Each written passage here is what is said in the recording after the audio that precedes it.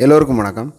புதுசாக நிலம் வாங்கி வேளாண்மை செய்யணும்னு நினைக்கிறவங்களுக்கு இருக்கிற பெரிய கேள்வி என்ன அப்படின்னா, நாம் மின்சார தேவைக்கு சோலாருக்கு போகிறதா, இல்லைன்னா தமிழ்நாடு எலக்ட்ரிசிட்டி போர்டோட தட்கால் கனெக்ஷன் இல்லைன்னா 3A1 கனெக்ஷனுக்கு போகிறதா அப்படிங்கிறதான் ஒரு பெரிய சந்தேகமாக இருக்கும். இந்த வீடியோவில் அந்த சந்தேகத்தை நாம் தெளிவுபடுத்த போகிறோம். அது எப்படின்னா, ரெண்டுக்குமான நிறை குறைகளை பற்றி அலசி ஆராய்ஞ்சோம் அப்படின்னா விவசாயத்திற்கு எது சிறந்தது அப்படிங்கிற ஒரு கன்க்ளூஷனுக்கு நாம் வந்துடலாம். எதுக்கு நாம் சோலார் கூட தட்காலை கம்பேர் பண்ணுறோம் அப்படின்னா, இப்போ நீங்கள் சோலாரை ஃபஸ்ட்டு இன்ஸ்டால் பண்ணிட்டீங்க அப்படின்னா மெயின்டெனன்ஸை தவிர பெரிய அளவில் செலவுகள் உங்களுக்கு இருக்காது. அதே மாதிரி தான் தட்காலும். நீங்கள் இனிஷியலாக ஒரு டெபாசிட் அமௌண்ட்டை கட்டிட்டீங்க அப்படின்னா உங்களுக்கு லைஃப் லாங்காக எலக்ட்ரிசிட்டி பில்லு வராது. ஸோ அதனால தான் நம்ம இந்த ரெண்டையும் எடுத்து கம்பேர் பண்ண போகிறோம். இந்த வீடியோ யாருக்கெல்லாம் யூஸ்ஃபுல்லாக இருக்கும் அப்படின்னு பார்த்தீங்கன்னா, ஏற்கனவே விவசாய நிலம் வச்சுக்கிட்டு இலவச மின்சாரத்துக்கு அப்ளை பண்ணிவிட்டு இதுக்கப்புறமா 3A1 கனெக்ஷனுக்கு போகிறதா, இல்லை தட்கால் ஸ்கீமுக்கு போகிறதா, இல்லை சோலார் வைக்கலாமா அப்படிங்கிற குழப்பத்தில் இருக்கிறவங்களுக்கு கண்டிப்பாக இந்த காணொலி உதவியாக இருக்கும். அதுக்கப்புறமா புதுசாக விவசாயம் சார்ந்த தொழில்கள், அதாவது ஆட்டு பண்ணை, இல்லை மாட்டு பண்ணை, இல்லை கோழி பண்ணை. இப்போ மாட்டு பண்ணை அப்படின்னா உங்களுக்கு பால் கறக்கிற மிஷினை ரன் பண்ணணும். கோழி பண்ணை அப்படின்னா எங்கே போய்ட்டுருக்கு உங்களுக்கு கரண்ட்டு தேவைப்படும். இது மாதிரி மின்சார தேவை இருக்கிற விவசாயம் சார்ந்த தொழில்களை செய்யும்போது அவங்க என்ன மாதிரியான மின்சார சேவையை தேர்ந்தெடுக்கலாம் அப்படின்னு குழப்பத்தில் இருக்கிறவங்களுக்கும் இந்த காணொலி கண்டிப்பாக உதவியாக இருக்கும். அதுக்கப்புறமா இனிமேல் தான் நான் விவசாய நிலமே வாங்க போகிறேன், ஆனால் எனக்கு எப்படி எலக்ட்ரிசிட்டி வாங்குறதுங்கிற சுத்தமான ஐடியாவே இல்லை அப்படின்னு நினைக்கிறவங்களுக்கும் கண்டிப்பாக இந்த வீடியோ உதவியாக இருக்கும். முதல்ல இந்த ரெண்டுக்குமான காஸ்ட் கம்பேரிசன் என்ன அப்படிங்கிறத பார்க்கலாம். அதாவது இந்த ரெண்டையும் இன்ஸ்டால் பண்ணுறதுக்கு நமக்கு எவ்வளவு செலவு பண்ண வேண்டியிருக்கும் அப்படிங்கிறத நம்ம பார்த்துருவோம். அதை பார்க்குறதுக்கு முன்னாடி ஒரு சினாரியோ அசம்ஷன் பண்ணிக்கலாம். ஒரு விவசாயி 5 ஏக்கர் நிலம் வச்சுருக்கிறாரு. அதில் ஒரு 20 மாடு வளர்க்குற மாதிரியான ஒரு பண்ணை வச்சுருக்காருன்னு வச்சுக்கோங்களேன். அந்த பண்ணைக்கு கண்டிப்பாக அவர் தட்கால் ஸ்கீமில் வர இலவச மின்சாரத்தை யூஸ் பண்ண முடியாது. ஆனால் அதுக்கு பதிலாக ஒரு 3A1 கனெக்ஷன் வச்சுருக்காருன்னு வச்சுக்கோங்களேன். இப்போ அதுக்குள்ளே இன்ஸ்டாலேஷன் காஸ்ட்டு நம்ம சேர்க்கணும். அதுக்கப்புறமா தட்கால் கனெக்ஷன் எடுத்து மீதி இருக்கிற இடத்துல ஃபுல்லாக அவர் விவசாயம் பண்ணுறாரு அப்படிங்கிற பட்சத்தில் அந்த இலவச மின்சாரத்தை அந்த விவசாயத்திற்கு அவர் யூஸ் பண்ணுறாரு அப்படின்னா இந்த ரெண்டையும் கம்பைன் பண்ணி இதுக்கு என்ன காஸ்ட் இன்ஸ்டலேஷன் ஆகும் அப்படிங்கிறத நம்ம ஃபஸ்ட்டு பார்த்துருவோம். அடுத்தது நம்ம சோலார் பார்க்கலாம். இப்போ நீங்கள் தமிழ்நாடு எலக்ட்ரிசிட்டி போர்டோட தட்கால் ஸ்கீமை அவைல் பண்ணுறீங்க, அதாவது ஒரு 5 HP EB கனெக்ஷன் எடுக்கிறீங்க அப்படின்னா உங்களுக்கு என்ன செலவாகும் அப்படிங்கிறத பார்க்கலாம். ஃபஸ்ட்டு நீங்கள் பே பண்ண வேண்டியது 2.5 லட்ச ரூபா நீங்கள் பே பண்ணணும். அது டெபாசிட் கிடையாது, ஒன் டைம் பேமெண்ட் மாதிரி. அந்த பணம் நமக்கு திரும்ப வராது. உங்கள் நிலத்துக்குள்ளேயே ஒரு 5 EB போல் அமைக்க வேண்டிய தேவை இருக்குது அப்படிங்கிற பட்சத்தில் ஒரு போலுக்கு ஒரு 15,000 ரூபா போட்டால் கூட நமக்கு 50,000 ரூபாயிலேருந்து 70,000 ரூபாய்க்குள்ளே வரலாம். நான் ஒரு 65,000 ரூபா போட்டிருக்கேன் அப்ராக்சிமேட்டாக. அதுக்கப்புறமா நீங்கள் மோட்டார் ரூம் பில் பண்ணுறீங்க, அதுக்கு ஒரு 35,000 ரூபா போட்டிருக்கேன். ஒயரிங் வேலைக்கெல்லாம் ஒரு 15,000 ரூபா. அதுக்கப்புறம் புதுசாக மோட்டார் வாங்குறீங்க அப்படின்னா அதுக்கு ஒரு 35,000 ரூபா. எல்லாமே தோராய கணக்கு தான் வச்சுக்கோங்களேன். ஸோ கிட்டத்தட்ட ஒரு 4 லட்சம் ரூபாய் உங்களுக்கு உறுதியாக செலவாகும் இந்த தட்கால் ஸ்கீமை நீங்கள் அவைல் பண்ணுறதுக்கு. இந்த தட்கால் ஸ்கீம் யாருக்கு செட் ஆகும் அப்படின்னா, நான் விவசாயம் சார்ந்த சிறு தொழில்கள் எதுவும் பண்ணலை, ஒன்லி விவசாயம் மட்டும்தான் பண்ண போகிறேன் அப்படின்னு இருக்கிறவங்களுக்கு மட்டும்தான் இது சூட் ஆகும். இதை பற்றி இன்னும் டீட்டெயிலாக தெரிஞ்சுக்கணும் அப்படின்னு வச்சிங்கன்னா தட்கால் வெர்சஸ் 3A1 கனெக்ஷன் அப்படின்னு சொல்லிட்டு ஒரு வீடியோ போட்டிருப்பேன் 2-3 நாளைக்கு முன்னாடி. அந்த வீடியோட லிங்க் நான் டிஸ்கிரிப்ஷனில் கொடுக்குறேன், நீங்கள் போய் பாருங்கள், யூஸ்ஃபுல்லாக இருக்கும். இப்போ இன்னொரு சினாரியோவில் நான் தட்கால் கனெக்ஷனும் வச்சுருக்கிறேன், ஆனால் நான் மாட்டு பண்ணையோ இல்லை கோழி பண்ணையோ வச்சுருக்கிறதுனால 3A1 கனெக்ஷன் அடிஷ்னலாக நான் வாங்கி வச்சுருக்கிறேன் அப்படின்னு சொல்கிறவங்களுக்கு ஒரு இனிஷியல் காஸ்ட்டாக ஒரு டெபாசிட் ஒரு 25,000 ரூபா வரைக்கும் வரலாம். அதுக்கப்புறமா உங்களுக்கு அந்த கரண்ட்டை உங்களுக்கு விவசாயம் சார்ந்த தொழிலுக்கு நீங்கள் யூஸ் பண்ணிக்கலாம். அந்த பில் அமௌண்ட்டு நீங்கள் பண்ணுற யூசேஜை பொறுத்து தான் வரும். இப்போ நான் ஒரு மாதத்துக்கு 5,000 போட்டேன் அப்படின்னா உங்களுக்கு 2 மாதத்துக்கு ஒரு 10,000 ரூபா பில்லு வருதுன்னு வச்சுக்கோங்களேன். ஒரு மாதத்துக்கு ஒரு 60,000லேருந்து 70,000க்குள்ளே உங்களுக்கு பில்லு வரலாம். இந்த மாதிரியான சிச்சுவேஷனில் நீங்கள் தட்கால் கரண்டும் வச்சுருக்கீங்க, 3A1 கனெக்ஷன் வச்சுருக்கீங்க. ஸோ இந்த கம்பைன்டு காஸ்ட் கிட்டத்தட்ட ஒரு 5 லட்ச ரூபா உறுதியாக ஆயிருங்க. இந்த மாதிரியான சினாரியோவில் நீங்கள் தட்கால் கனெக்ஷன் உங்களோட விவசாய தேவைக்கு வச்சுருக்கீங்க, 3A1 கனெக்ஷன் உங்களுடைய விவசாயம் சார்ந்த தொழிலுக்காக வச்சுருக்கீங்க. இப்போ இந்த ரெண்டுக்கான காஸ்ட்டை நம்ம கம்பேர் பண்ணும்போது 4 லட்சம் ப்ளஸ் ஒரு 1 லட்ச ரூபா நான் 3A1 கனெக்ஷனுக்கு போடுறேன். இதை நாம் ஒரு ரவுண்டாக 5 லட்ச ரூபா அப்படின்னு எடுத்துக்கலாம். அடுத்ததாக நம்ம சோலாரோடைய இன்ஸ்டாலேஷன் காஸ்ட் எவ்வளோ அப்படின்னு பார்க்கலாம்.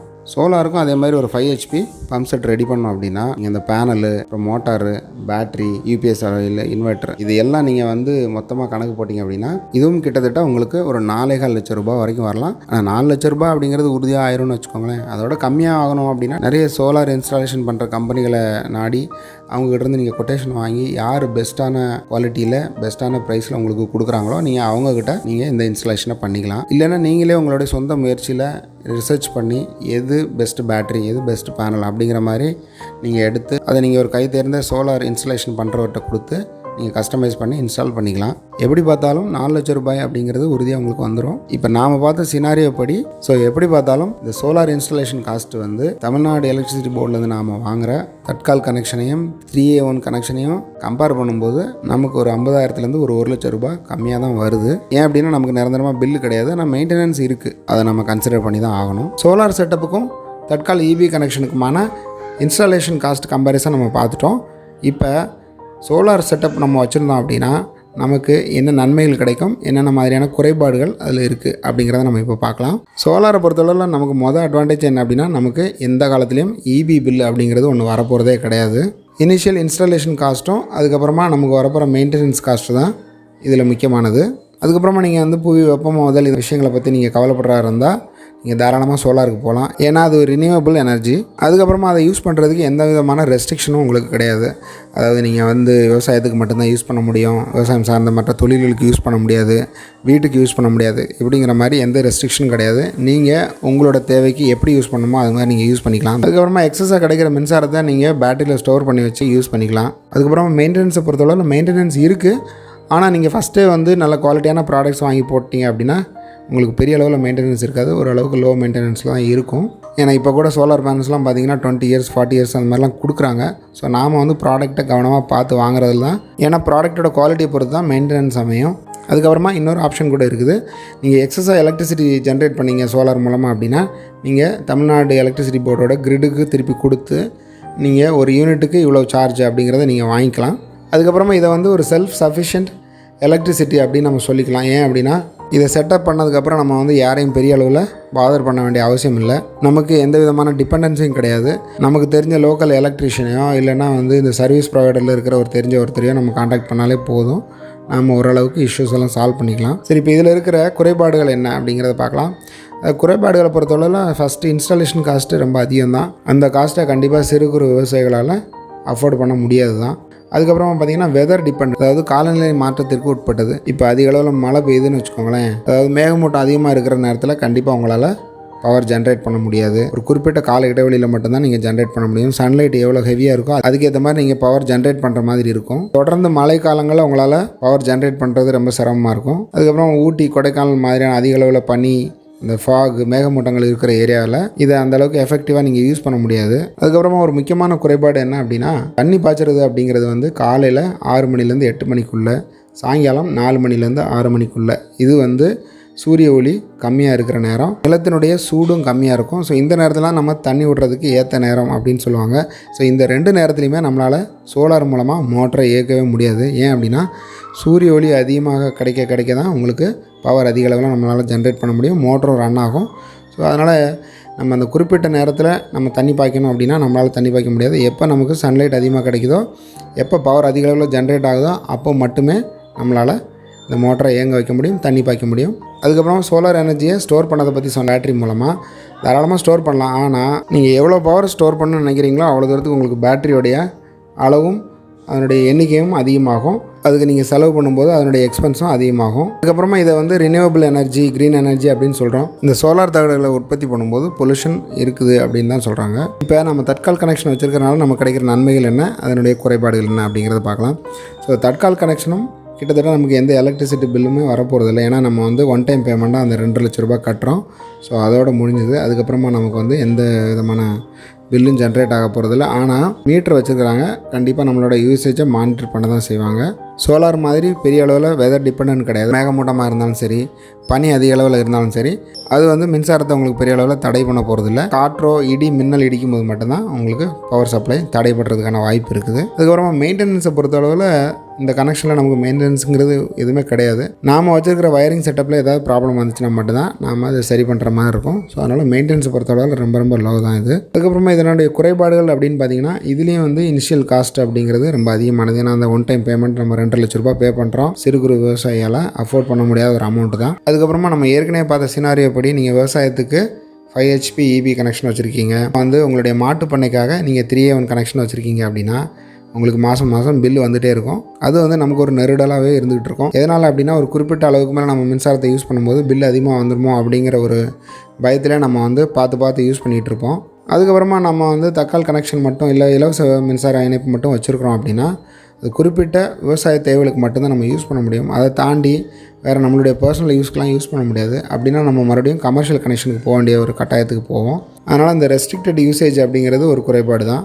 அதுக்கப்புறமா இன்னொரு முக்கியமான குறைபாடு என்ன அப்படின்னா பவர் கட்டு. அதாவது தேவையான நேரத்தில் பவர் கட் ஆகிருச்சு அப்படின்னா கண்டிப்பாக உங்களால் நீங்கள் நினச்ச பயிருக்கு தண்ணி பாய்க்கிறதோ இல்லை வேறு வேலைகளை கண்டிப்பாக உங்களால் செய்ய முடியாது. அதுக்கப்புறமா நீங்கள் இந்த உலக வெப்பமயமாக்கல் இதை பற்றி கவலைப்படுறவராக இருந்தீங்கன்னா கோல் ஆட்டோமிக் எனர்ஜிலேருந்து தான் தயாரிக்கிறத அனல் மின் நிலையத்திலேருந்தும் அணு மின் நிலையத்திலேருந்தும் நம்ம இந்த பெரிதளவில் நம்ம உற்பத்தி பண்ணுறோம். அதனால தான் நாம் இந்த ரினியூவபிள் சோர்ஸ்க்கு போக வேண்டிய ஒரு நிலைமைக்கு நாம் இருக்கிறோம். அதுலேயும் காஸ்ட் அதிகமாக இருக்குது, இதுலேயும் காஸ்ட் அதிகமாக இருக்குது. அதுலேயும் நிறைய நன்மைகள் இருக்குது, இதுலேயும் நிறைய நன்மைகள் இருக்குது. அதுலேயும் குறைபாடுகள் இருக்குது, இதுலேயும் குறைபாடுகள் இருக்குது.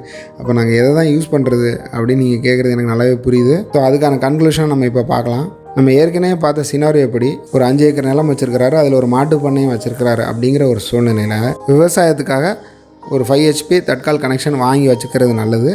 அதோடு சேர்த்து ஒரு 2 HPயோ 1 HPக்கோ சோலார் கனெக்ஷனும் வாங்கி வச்சுக்கிட்டாரு அப்படின்னா அதை அவருடைய பர்சனல் தேவைக்காக யூஸ் பண்ணிக்கலாம். அதாவது அந்த மாட்டு பண்ணைக்கு தேவைப்படுற மின்சாரத்துக்கு, அங்கே தங்கியிருக்கிறவங்களுக்கு தேவைப்படுற மின்சாரத்துக்கு, இதுக்கு எல்லாத்துக்கும் அந்த சோலார் பவரை தேக்கி வச்சு கூட அவர் யூஸ் பண்ணிக்கலாம். இதுக்கு நம்ம 5 HP தான் போகணுன்னு அவசியம் இல்லை. ஒரு 2 HP சோலார் இன்ஸ்டாலேஷன் நம்ம பண்ணாலே நமக்கு போதுமானதாக இருக்கும் அப்படிங்கிறதான் என்னுடைய கன்க்ளூஷன். அப்படி இல்லை நான் ஒன்லி அக்ரிகல்ச்சர் மட்டும்தான், அதாவது விவசாயம் மட்டும்தான் என்னோடய நிலத்தில் பண்ண போகிறேன், நான் எந்த சிறு குறு தொழிலும் பண்ண போகிறது இல்லை அப்படின்னு உறுதியாக நீங்கள் இருந்தீங்கன்னா நீங்கள் தாராளமாக தட்கால் கனெக்ஷனை மட்டுமே நீங்கள் வச்சுக்கலாம். இல்லை எனக்கு க்ரீன் எனர்ஜி தான் வேணும், ரினியூவபிள் எனர்ஜி தான் வேணும் அப்படின்னு நீங்கள் நினச்சிங்கன்னா தாராளமாக நீங்கள் சோலாருக்கு போய்க்கலாம். இதுதான் நான் அப்சர்வ் பண்ண கன்க்ளூஷன். நீங்களும் இதே மாதிரியான ஒரு மனநிலை இருந்துச்சு, இந்த வீடியோ பார்த்து உங்களுக்கு ஒரு தெளிவு கிடச்சிச்சு அப்படின்னா கமெண்ட்டில் போஸ்ட் பண்ணுங்கள். இல்லை நீங்கள் இதே மாதிரியான ஒரு செட்டப் வச்சுருக்கீங்க, ஆல்ரெடி நீங்கள் தட்கால் கனெக்ஷன் வச்சுருக்கீங்க, சோலார் கனெக்ஷன் வச்சுருக்கீங்க, இப்படிங்கிற மாதிரி ஒரு செட்டப் இருந்தாலும் அதனால் உங்களுக்கு கிடைக்கிற நன்மைகள் குறைபாடுகள் ஏதாவது இருந்தால் கூட அதையும் கமெண்ட்டில் போஸ்ட் பண்ணுங்கள். இந்த வீடியோ உங்களுக்கு பிடிச்சிருந்துச்சி அப்படின்னா லைக் பண்ணுங்கள், உங்கள் ஃப்ரெண்ட்ஸுக்கு ஷேர் பண்ணுங்கள். நீங்கள் நம்ம சேனலுக்கு இப்போ தான் ஃபஸ்ட் டைம் வரீங்க அப்படின்னா சப்ஸ்கிரைப் பண்ணிக்கோங்க. இந்த வீடியோலேருந்து ஒரு சின்ன தகவல் உங்களுக்கு கிடச்சிருக்கும் அப்படின்னு நான் நம்புகிறேன். இதே மாதிரி இன்னொரு நல்ல வீடியோவில் நாம் சந்திக்கலாம். நன்றி, வணக்கம்.